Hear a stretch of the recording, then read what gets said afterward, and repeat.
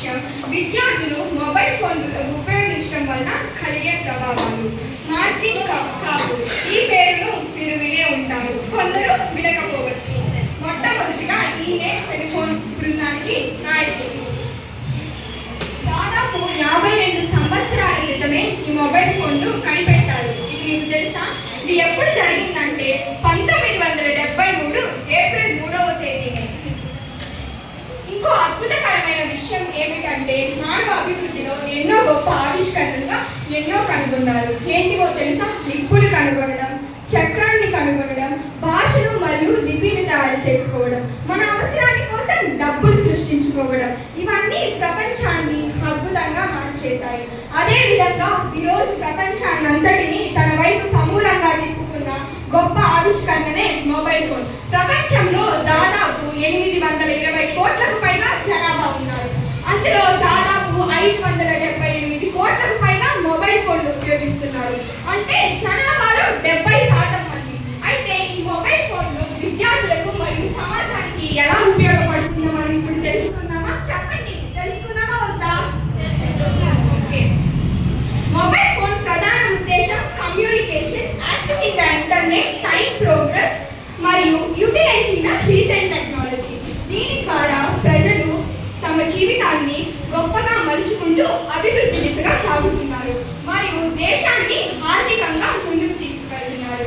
Governments, ప్రభుత్వాలు కూడా తమ సంక్షేమ పథకాలను ఫోన్లకు లింక్ చేసి మంచి ఫలితాలను సాధిస్తున్నారు. దీని ద్వారా ఈ విషయాల ద్వారా ప్రపంచం అభివృద్ధి చెందుతుంటే విద్యార్థులకు ఈ మొబైల్ ఫోన్ ఎలా వినియోగించుకోవాలో అవగాహన లేని కారణంగా, అవగాహన పర్యవేక్షణ లేని కారణంగా దీన్ని కేవలం ఎంటర్టైన్మెంట్ సాధనంగా ఉపయోగిస్తున్నారు.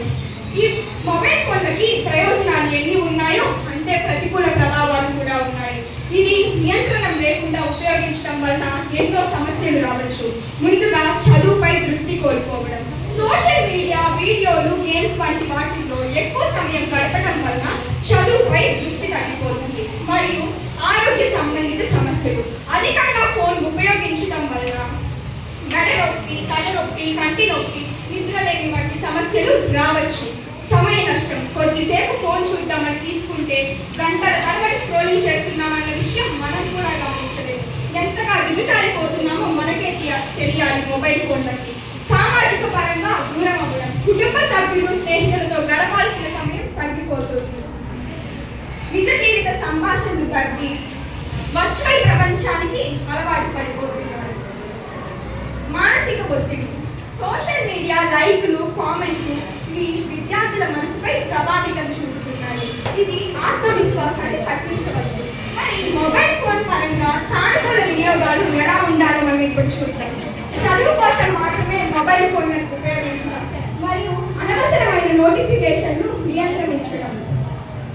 ఆన్లైన్ గేమ్స్, సోషల్ మీడియా వినియోగాన్ని తగ్గించడం మరియు తల్లిదండ్రులు, గురువుల పర్యవేక్షణలో మంచి మార్గంలో ఉపయోగించడం. మొబైల్ ఫోన్ ఒక మంచి సాధనం. అది ఎలా ఉపయోగిస్తున్నామన్నది మన చేతిలోనే ఉంటుంది. అది ఆరోగ్యం, సమయం, చదువు ఇవన్నీ కాపాడుకుంటూ ఉపయోగిస్తే అది మనకి ఎప్పటికైనా ఉపయోగపడుతుంది. లేకపోతే మన అభివృద్ధికి అది అడ్డంకం అవుతుంది. చివరిగా ఒక చిన్న మాట చెప్పి నా ఉపన్యాసాన్ని పూర్తిస్తాను. మొబైల్ ఫోన్ సూది మందు లాంటిది. అది అమితంగా వాడితే ఇన్ఫెక్షన్, మితంగా వాడితే క్షేమం. ఇంత గొప్ప అవకాశాన్ని ఇచ్చిన ఈనాడు సంస్థ వారికి మరియు మన కిజీజీ యాజమాన్యానికి నా ధన్యవాదాలు.